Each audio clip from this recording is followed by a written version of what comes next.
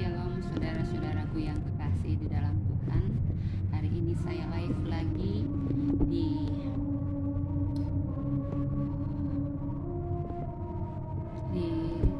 tempat saat saya lagi istirahat. Saya akan memuji-muji Bapa Yahweku. Saya akan menyenangkan hati Bapa Yahweku. Dan karena Tuhan sudah menyertai aku di dalam sepanjang hari ini dalam tugas pekerjaanku, aku mau menyenangkan hati Bapakku. Aku mau memuji Bapakku dengan membaca, merenungkan firman kebenarannya serta memuji-muji namanya. Karena Bapa yang aku sembah adalah Bapa yang baik, Bapa yang kekal, Raja hatiku yang senantiasa mengasihiku, yang senantiasa membimbingku. Pada siang hari ini saudara-saudaraku, kita akan berbincang-bincang tentang firman Tuhan, tentang pengalaman dan tentang pengalaman-pengalaman baik itu suka dan duka di dalam kehidupan kita. Kita akan memuji-muji Tuhan, kita akan memuliakan Tuhan. Pada siang hari ini Bapa, aku mengucap syukur dan terima kasih di hadapan hadirat-Mu yang kudus. Betapa baiknya Engkau Tuhan, Engkau sudah menyertai hamba dalam tugas dan pekerjaan hamba, di dalam melayani sesama kami di tempat ini. Engkau berkati Tuhan apa yang kami lakukan di tempat ini. Tuhan, sekalipun manusia ingin memisahkan hamba dari pelayanan, tetapi kasih karunia-Mu Tuhan senantiasa nyata. Apapun yang hamba kerjakan, apapun yang hamba lakukan, Tuhan, demi kemuliaan dan kebesaran nama Engkau berkati segala sesuatunya Tuhan. Terima kasih Tuhan Yesus. Hamba berdoa untuk saudara hamba Ibu El, Tuhan sempurnakan kesembuhan untuknya, angkatlah segala penyakit, kelemahan, dan ampun salah dosa kesalahannya Bapa. Thank you Bapa Yahweh, thank you Bapa. Aku rindu untuk merenungkan, membicarakan serta memberlakukan tentang firman kebenaran-Mu pada siang hari ini. Berfirmanlah, hamba rindu untuk membacakan firman kebenaran-Mu. Terima kasih Tuhan Yesus, amin. Jadi firman Tuhan yang datang kepada kita pada siang hari ini dari Yakobus 1 ayat 12 sampai dengan 18. Saudara-saudaraku yang kekasih, pengujian dan pencobaan. Berbahagialah orang yang bertahan dalam pencobaan, sebab apabila ia sudah tahan uji, ia akan menerima mahkota kehidupan yang dijanjikan Allah kepada barang siapa yang mengasihi Dia. Apabila ada seorang dicobai, janganlah ia berkata, pencobaan ini datang dari Allah, sebab Allah tidak dapat dicobai oleh yang jahat, dan ia sendiri tidak mencobai siapapun, tetapi tiap-tiap orang yang dicobai oleh keinginannya sendiri, karena ia diseret dan dipikat olehnya. Dan apabila keinginan itu telah dibuai, ia melahirkan dosa, dan apabila dosa itu sudah matang, ia melahirkan maut. Saudara-saudaraku yang kekasih, janganlah sesat. Setiap pemberian yang baik dan setiap anugerah yang sempurna datangnya dari atas, diturunkan dari Bapa segala terang. Padanya tidak ada perubahan atau bayangan karena pertukaran. Atas kehendaknya sendiri Ia telah menjadikan kita oleh firman kebenaran, supaya kita pada tingkat yang tertentu menjadi anak sulung di antara semua ciptaannya. Amin. Saudara-saudaraku yang kekasih di dalam Tuhan, saya akan menceritakan tentang pengalaman pengujian. Ini tentang keluhan seorang ibu yang terkasih karena pengalaman hidupnya setiap hari selama beberapa tahun dengan suaminya sudah terpisah jauh karena suaminya bertugas jauh di Jakarta, dan sedangkan dia ada di Makassar.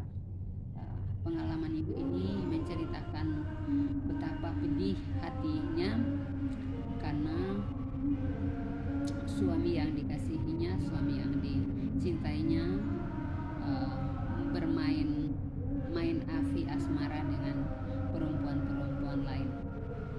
Ya, ini karena ketidaksetiaan pasangan hidupnya, sehingga dia melakukan hal-hal yang tidak selayaknya sebagai seorang suami, tidak setia kepada pasangan hidupnya. Dan dia menceritakan betapa dia sedih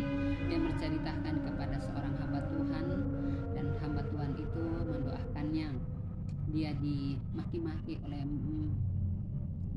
ipar-iparnya karena itulah ketidaksepahaman.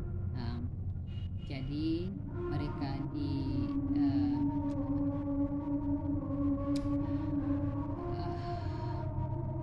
apa ya nama istilahnya, dia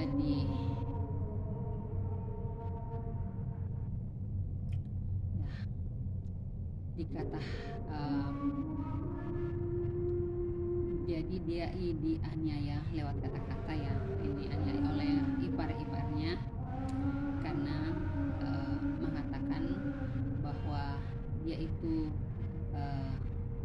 tidak baik lagi terhadap ipar-iparnya, padahal dia tetap bersikap seperti dulu ketika suaminya ada maupun yang tidak ada, dia tetap bersikap baik kepada iparnya, mertuanya.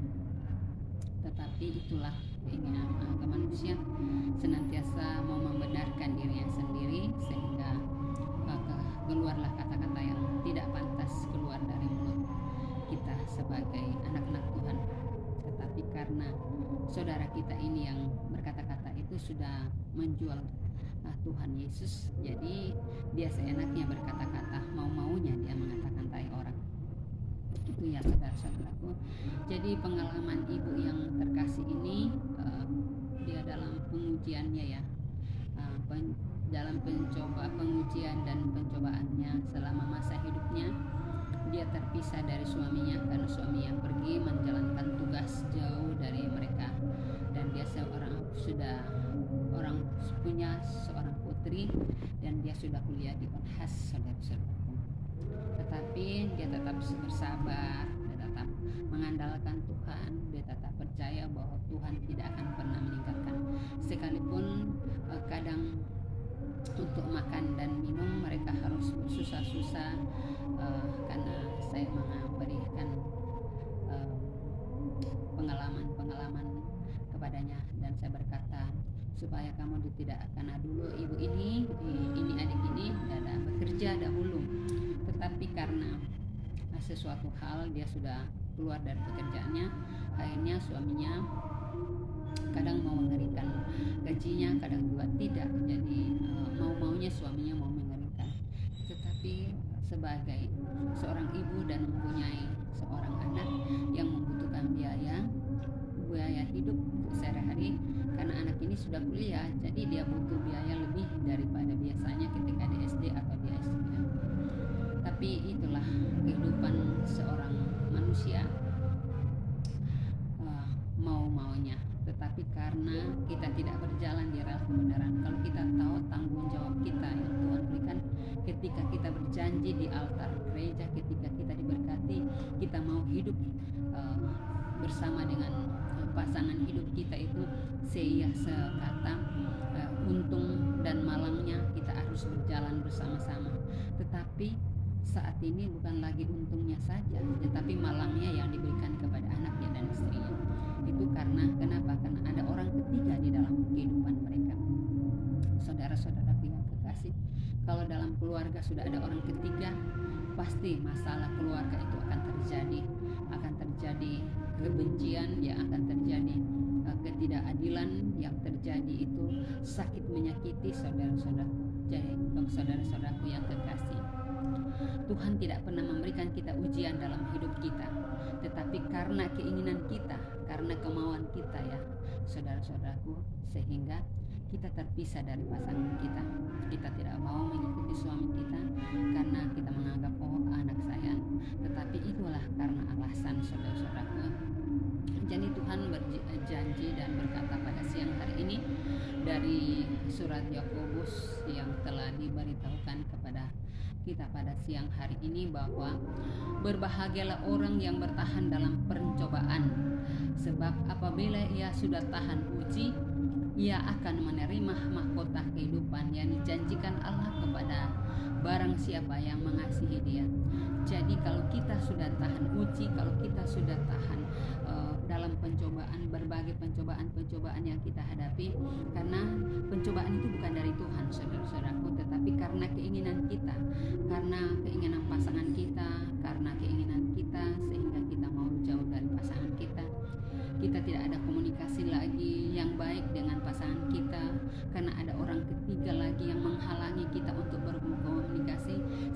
pasangan yang seharusnya kita mengasihi dia dengan segenap hati kita, itu sudah tercurah kepada orang yang ketiga, sehingga yang terjadi adalah percekcokan, yang terjadi adalah perselisihan, yang terjadi adalah ketidakbaikan lagi. Karena apa, saudara-saudaraku yang kekasih, karena sudah ada orang ketiga yang menjadi barah di dalam keluarga itu, sudah ada yang menyalah, sehingga kadang-kadang ya bisa saja terbakar karena sudah ada yang menyuruh dia untuk berbuat yang tidak benar dan untuk menjauhkan dia dari anak-anaknya. Jadi saudara-saudaraku yang kekasih, belajarlah kita setia kepada pasangan hidup kita, karena Tuhan ketika kita diberkati di dalam pernikahan kudus itu, kita berjanji kami setia dalam suka dan duka, dalam untung dan malangnya, kita tetap akan setia dengan pasangan kita. Tetapi kenapa saudara terjadi hal-hal semacam itu?